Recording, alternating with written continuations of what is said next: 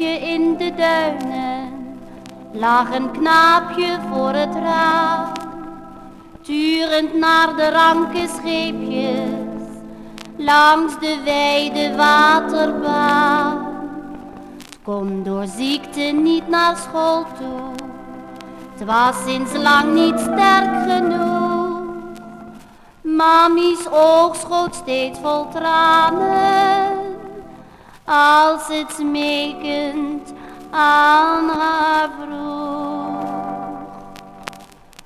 Mami, laat me toch gaan varen, kom doe nu mijn schoentjes aan. Laat me roeien in ons schuitje, laat me toch naar papi gaan.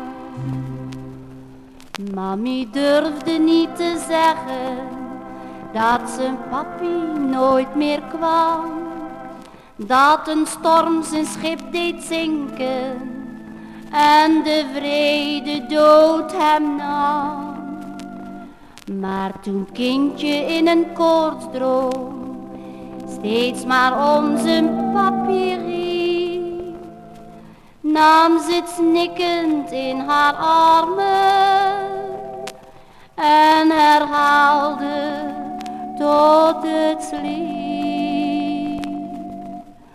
Morgen zal je papi komen, koek en speelgoed brengt hij mee, en dan mag je schuitje varen met je papi op de zee.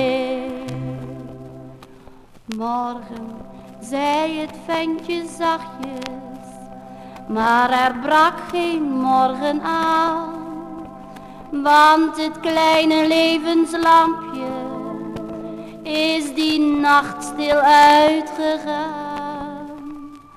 Het was als had de dood gefluisterd wat zijn mams verzwegen had. Nog hoort zij de laatste woorden van haar lieve kleine schat.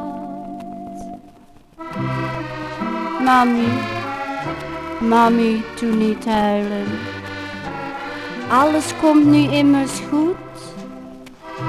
Ik ga roeien in ons schuitje. Ik ga papi te